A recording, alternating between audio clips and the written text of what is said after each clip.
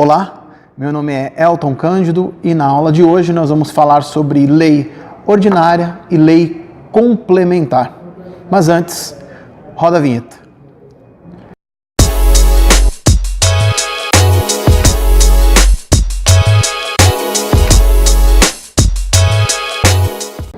Olá, meu nome é Elton Cândido, eu sou professor de Direito Constitucional e dando continuidade à aula referente a processo legislativo, hoje nós vamos falar sobre lei ordinária e lei complementar. Quais são as suas diferenças, as suas peculiaridades, porque existem muitas dúvidas dos alunos com relação a essas duas espécies legislativas. Aconselho, se você quiser, fazer a sua inscrição no meu canal, fazer um comentário, se possível, para a gente tentar melhorar as aulas. Afinal de contas, essas aulas são disponibilizadas de forma gratuita. Então, faça sua inscrição, clica no sininho, dá o seu joinha e faça o seu comentário e divulgue para quem você quiser. Tudo bem? Bom, dando continuidade então à aula, ao tema processo legislativo, eu já gravei um vídeo sobre emendas constitucionais. Seria interessante você assistir também, porque eu dou continuidade ao que está no artigo 59 da Constituição. Mas na aula de hoje eu vou falar sobre lei ordinária, tá? O que é lei ordinária? O que é importante a gente saber? Lei ordinária é a lei mais utilizada no ordenamento jurídico brasileiro. Se for comparado às emendas constitucionais, se for comparado à lei complementar, à medida provisória, enfim, as outras espécies legislativas, as outras espécies de leis e de normas que estão lá no 59, a lei ordinária é a que ocupa um maior número de conteúdo de lei se comparado ao que nós temos no ordenamento jurídico brasileiro. Tá? Mas o que é importante a gente saber para exame de ordem em concurso público? Primeiro, quem pode dar início, apresentar uma proposta, um projeto de lei ordinária? A gente precisa verificar o que consta lá no artigo 61, tá? Lá no artigo 61, que são os legitimados. Quem pode? É bastante amplo o rol de pessoas que podem apresentar uma proposta de lei ordinária.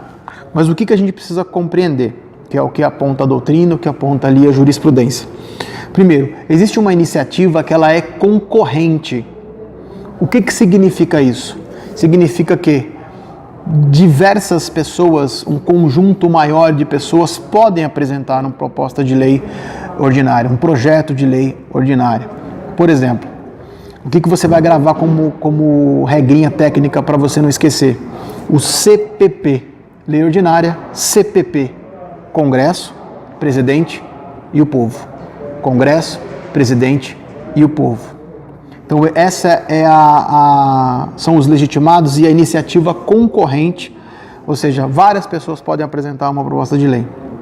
Tudo bem? Por exemplo, o povo pode apresentar? Pode. Se você for verificar lá no artigo 61, parágrafo 2º, qualquer cidadão, e também no artigo 61, no caput, informa que um cidadão pode apresentar essa proposta de lei. Qual que é o critério? Qual que é o requisito? Se você verificar lá nos direitos políticos, eu já falei sobre isso também, um cidadão pode apresentar um projeto de lei desde que ele atenda alguns requisitos. Quais? Ele precisa, nesse projeto, de 1% do eleitorado nacional. Esse 1% tem que estar distribuído em 5 estados, e em cada um desses estados, 0,3% do eleitorado daquele respectivo estado. Eu posso? É difícil? É bastante difícil. Mas é possível? É possível. Onde está isso? 61, parágrafo 2º. Isso que você tem que levar para a prova. Tudo bem? O presidente pode apresentar? Sim. O Congresso, Câmara e Senado pode apresentar? Também. Só que o curioso existe uma competência que ela é privativa e reservada a algumas pessoas. Só essas pessoas podem apresentar projeto de lei sobre algumas matérias. Por exemplo, o presidente da República, lá no artigo 61, parágrafo 1º, existe uma competência que é privativa dele. A proposta de lei ordinária referente àquela matéria, só o presidente pode. Assim como existe matéria onde só os membros do Ministério Público ou um membro do Ministério Público representando esse órgão pode apresentar proposta de lei ordinária. Isso está onde? Lá no 128. Da mesma forma como, se tratando de defensoria pública, lá no 134, só o representante do órgão, da entidade defensoria pública pode apresentar a proposta de lei ordinária. Então, uma coisa é a competência concorrente e existe também a competência que é reservada a algumas pessoas. Presidente, Ministério Público, eu falei defensoria pública, existe também projeto de lei ordinária que só deputado pode apresentar ou só senador pode apresentar. Então você tem que gravar isso, tá? Quem pode ingressar com ação? Lê o artigo 61. É importante você estar com a Constituição agora em mãos. Bom, então essa é a iniciativa. E as fases, as etapas? Existem algumas etapas que precisam ser observadas. Uma coisa é apresentar a proposta. Um cidadão pode apresentar, o presidente pode apresentar, enfim, como eu já disse. Mas qual que é a primeira etapa? A primeira etapa é a deliberação parlamentar. Deliberação parlamentar. Lembra lá do vídeo sobre a emenda constitucional? Qual que é o procedimento? Discussão, votação, aprovação. DVA. Discussão, votação e aprovação. Isso vai acontecer na deliberação parlamentar? Sim. Apresenta proposta, o projeto. Esse projeto será discutido, votado e aprovado na Câmara. Ou no Senado, se for apresentado no Senado. Mas isso é a deliberação parlamentar. Tá. Uma coisa que a gente tem que lembrar. Eu tenho no Poder Legislativo Federal, eu tenho o sistema que ele é bicameral. Eu tenho o Senado Federal e a Câmara dos Deputados. Tudo bem? Se a proposta começa em uma casa, que nós chamamos de casa iniciadora, exemplo, o projeto foi apresentado na Câmara dos Deputados. A Câmara dos Deputados vai discutir, votar e aprovar. Quando ela aprovar, ela remete esse projeto para quem? Para o Senado Federal. Lá no Senado Federal será discutido, votado e aprovado. Casa iniciadora, casa revisora. Lembra sempre disso. Se a proposta for apresentada por um senador, vai começar no Senado. Discute, vota e aprova. Encaminha para a Câmara dos Deputados. Discute, vota e aprova. Tudo bem?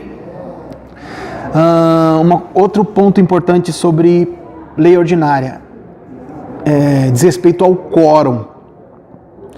O que as pessoas confundem muito? O que é quórum de votação e o que é quórum de aprovação.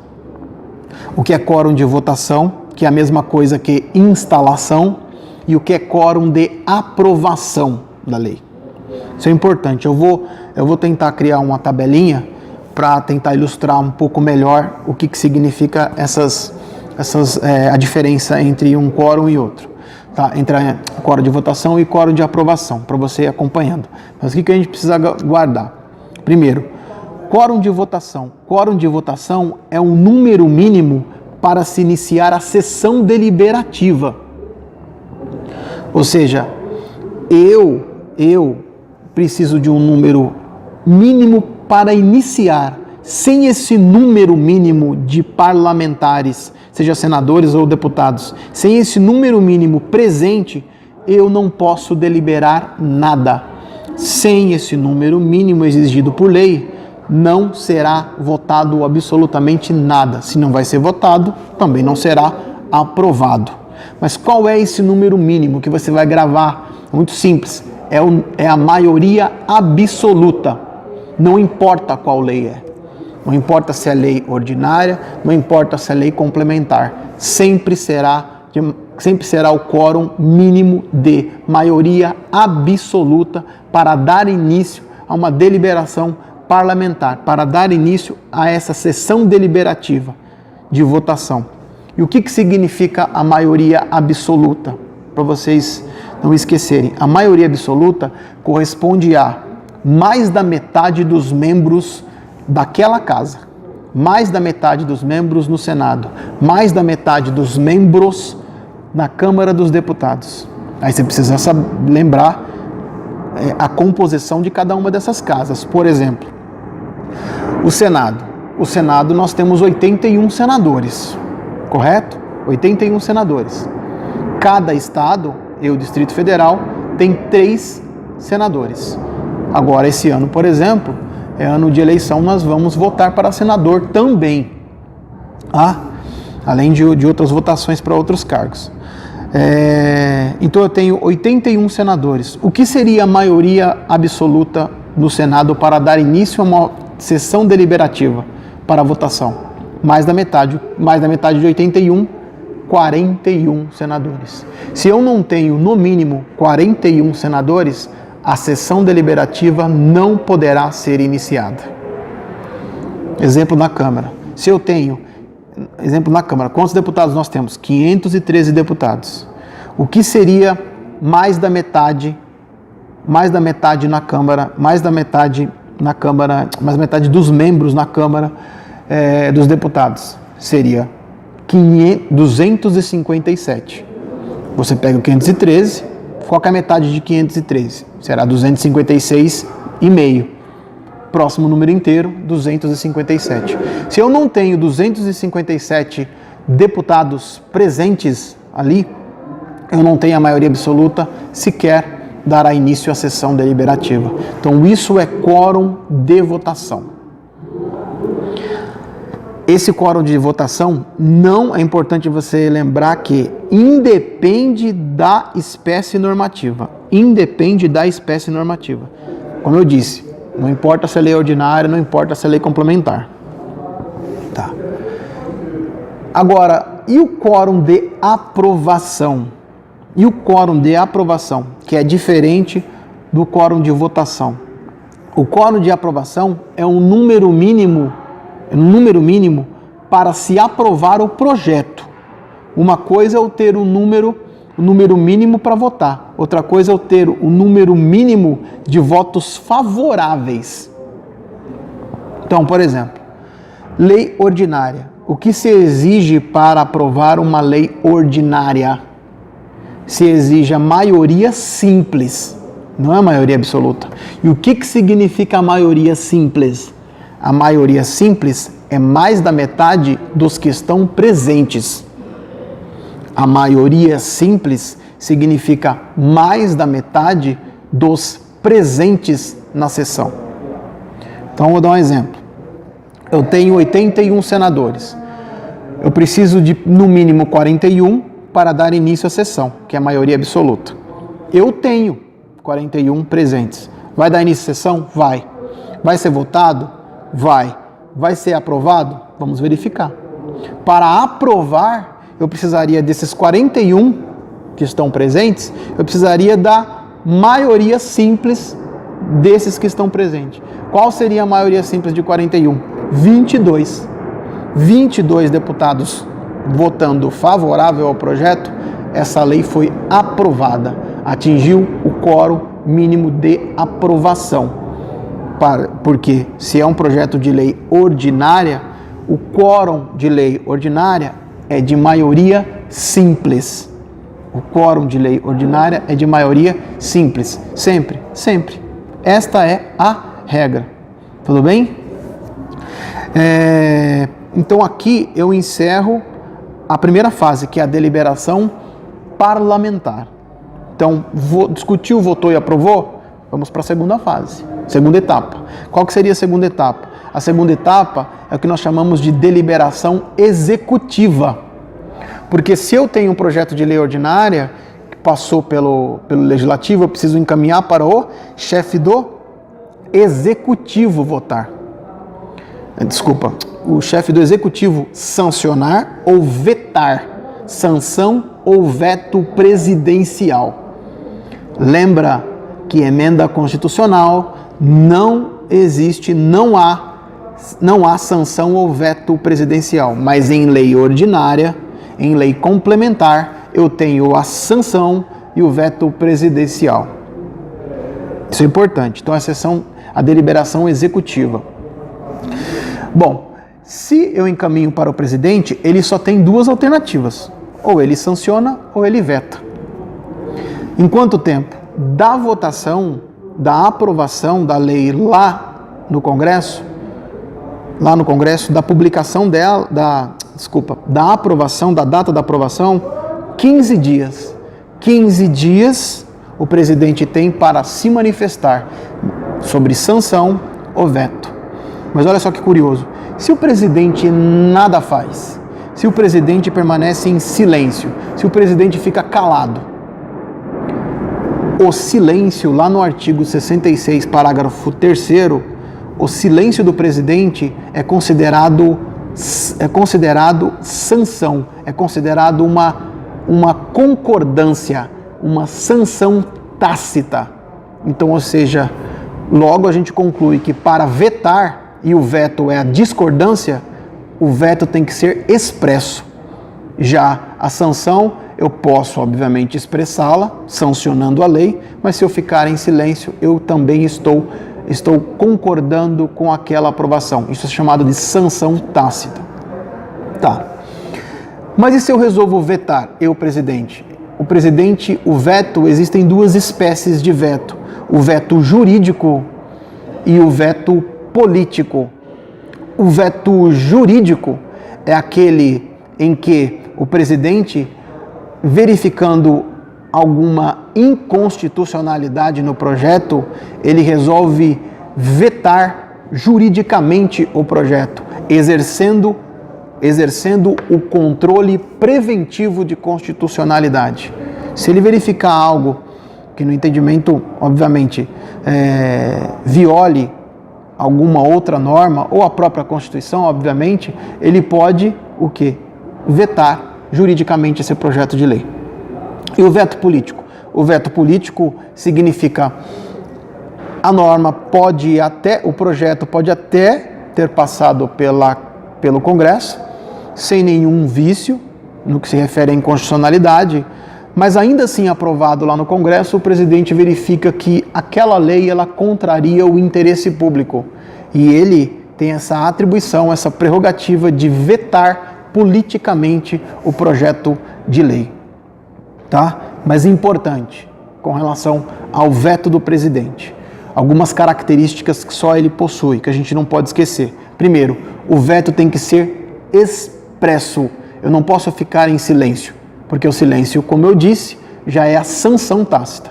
O veto tem que ser expresso, declarado. Segundo, quando eu, presidente, veto um projeto de lei, eu em 48 horas preciso comunicar o presidente do Senado Federal. Então é a segunda característica. Terceira característica, o veto, que eles chamam de veto supressivo. O que significa isso? Não pode o presidente ou o chefe do executivo acrescentar nada nesse projeto. Ele só pode concordar ou discordar.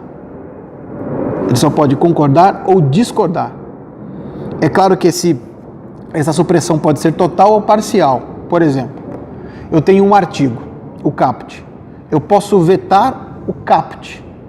Eu posso vetar uma linha. Eu posso vetar um inciso. Mas eu não posso vetar uma palavra. Por quê? Porque, se você for observar, às vezes retirando uma única palavra ou uma vírgula, muda-se todo o sentido da norma, todo o sentido, o objeto daquela lei. Isso não é permitido. Ou eu veto o artigo, a linha ou o inciso. Mas eu nunca posso vetar apenas uma palavra. Tudo bem? Outra característica importante. Se o presidente vetou, é possível você derrubar o veto presidencial? Isso é chamado de veto superável ou relativo. É possível. Em caso de veto, o Congresso Nacional ele pode rejeitar de que forma? Através de uma sessão conjunta, tá? Através de uma sessão conjunta, onde eu tenho Senado e Câmara ao mesmo tempo votando, é uma reunião em conjunto, e eu tenho a maioria absoluta dos membros, mais da metade, como eu disse, mais da metade do Senado e mais da metade mais da metade do Senado e mais da metade da Câmara. Se essa maioria em 30 dias votar e a maioria absoluta rejeitar o veto, eu posso derrubar o veto presidencial. Então, sobre veto, essas são as características importantes, tá bom? Essa segunda etapa. A terceira etapa chamada de fase complementar. A fase complementar, o que significa a fase complementar? Ela tem duas etapas, a promulgação e a publicação. O que seria a promulgação? A promulgação, vamos observar, eu entreguei o projeto de lei, apresentei o projeto de lei, passou pela casa iniciadora, com relação aos procedimentos, aos quórums, foi votado, foi aprovado. Encaminho para o presidente sancionou. Terceira fase, eu preciso promulgar a lei. O que significa isso? Significa que a promulgação é um atestado de existência da lei. É declarar que a lei existe. Que existe. O que você precisa comparar como analogia, como exemplo, para você não esquecer do que é promulgação? Eu confundi promulgação com publicação. Promulgação é uma espécie de certidão de nascimento da lei. Grava isso. Promulgação é a certidão de nascimento da lei. Pensa assim, eu nasci, você nasceu, correto? Mas como que a gente comprova isso? Existe um atestado, né? O Estado, o poder público, o órgão, ele atestou o nosso nascimento através de uma certidão de nascimento. Sem a promulgação, eu não tenho esse atestado de existência da lei. Eu não posso pular essa etapa e simplesmente publicá-la. E a próxima etapa e última seria a publicação. A publicação é o ato onde eu torno público essa nova lei, que agora ingressa no ordenamento jurídico, passando a valer, criando direitos, obrigações e deveres a todos aqueles destinatários da norma. É importante dar uma lida também no artigo 1º da lei de introdução às normas do direito brasileiro e no artigo 3º dessa lei também. Relembrar com relação ao que é vacácio, aí é importante, obviamente aqui eu estou falando da publicação, mas não necessariamente sempre que a lei é publicada, ela já produz os seus efeitos, ela já tem a sua eficácia direta. Muitas vezes eu tenho que obedecer o período de vacácio, então é importante dar uma lida nesses artigos. Perfeito? Então, sobre lei ordinária, esses são os principais assuntos que são pedidos em provas, exame da OAB e também em concursos públicos, em quase todos. Então, processo legislativo 59 cai muito. Então, essas regras são importantes sobre lei ordinária. Bom, dando continuidade. E lei complementar? Já que você compreendeu o que é lei ordinária, e lei complementar? Lei complementar, ela complementa a Constituição. Ela, obviamente, ela é uma lei infraconstitucional, mas que a Constituição, ela não regulamentou aquela matéria. Ela simplesmente declarou, ou garantiu, ou preveu que, posteriormente, através de lei complementar, seria regulamentado aquele direito. Ou seja, ela vai complementar algo que a Constituição estabeleceu, que a Constituição garantiu. Mas como que eu vou diferenciar? Como que eu vou saber o que é lei complementar e o que é lei ordinária? Não é tão difícil. O que você tem que gravar? Lei complementar deve ser expressa. Lei complementar tem que estar claro no texto. Mediante lei complementar. Através de lei complementar. Nos termos de lei complementar. Significa aquela matéria somente sob lei complementar, seguindo os procedimentos de lei complementar. Toda vez que a Constituição trouxer a expressão lei, ela não está se referindo à lei complementar, ela está se referindo à lei ordinária. Sinônimo de lei é lei ordinária.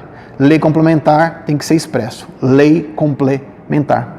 Eu vou deixar alguns artigos para vocês procurarem, como o artigo 14, parágrafo 9º, o artigo 22, parágrafo único, o artigo 45, parágrafo 1º e outros que eu vou colocar para você ler e verificar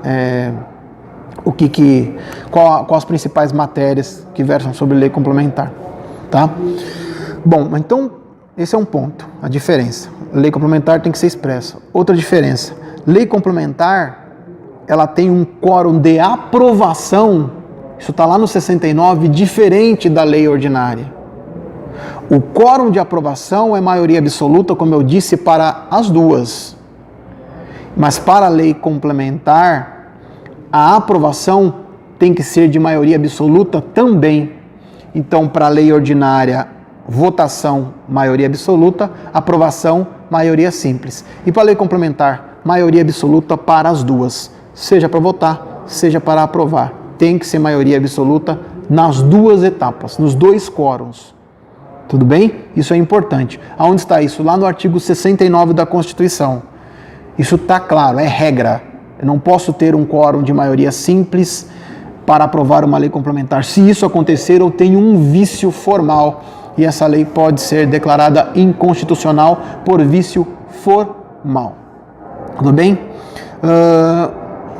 Uma questão importante. Existe hierarquia entre elas?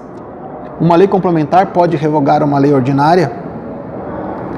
Quem acompanha as minhas aulas sabe que não.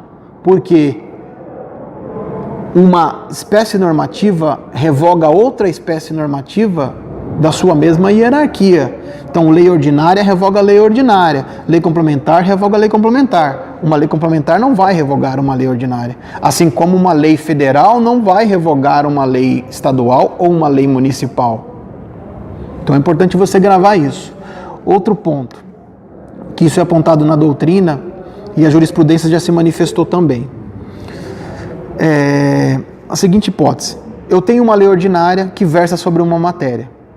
Só que essa matéria não era matéria de lei ordinária. Era matéria de lei complementar, que a gente já sabe que é expresso. É expresso, só mediante lei complementar. Se isso acontecer, eu tenho uma lei ordinária que foi apresentada, mas a matéria era de lei complementar. Essa lei vai ser declarada inconstitucional. Inconstitucional. Por quê? Ela não tem, a matéria é de competência de lei ordinária, reservada à lei ordinária. Não é verdade se acontecer o inverso. Uma lei complementar que no seu objeto, na sua matéria, que foi aprovada, na verdade essa matéria era reservada à lei ordinária. Presta atenção. Vamos voltar lá no quórum, que daí você vai matar essa questão, que foi o que o Supremo Tribunal Federal já se manifestou. Essa lei não vai ser declarada inconstitucional, por conta do quórum. Simples assim. Se o Senado tem que votar e a Câmara também tem que passar pelas duas casas, se eu tenho uma lei complementar que simplesmente, talvez por um descuido, por um erro, utilizou o procedimento de lei complementar, embora seja matéria de lei ordinária, aprovar uma lei complementar é muito mais difícil. Por quê? Porque eu preciso do quórum de maioria absoluta tanto na votação quanto na aprovação. Ou seja, se eu já utilizei o quórum, o procedimento mais rigoroso, não faz sentido eu declarar inconstitucional. No meu exemplo anterior, já seria um prejuízo, porque eu estou aprovando uma lei ordinária que está utilizando uma matéria de lei complementar, mas a lei complementar exige maioria absoluta e ela foi votada por maioria simples. Nesse caso, é declarado inconstitucional. Tudo bem? Então, sobre lei complementar, acho que essas são as principais diferenças se comparado a uma lei ordinária. Então, lê o artigo 61, é importante você ler o artigo 61 da Constituição, porque sempre cai algumas questões de concurso e também na prova da OAB. Qualquer dúvida, eu estou à disposição através das redes sociais, mas faça sua inscrição, clica no sininho para receber as próximas notificações. Eu vou publicar alguns vídeos futuramente. E também dá o seu joinha e faça o seu comentário. E divulgue para os seus colegas. Grande abraço, fiquem com Deus.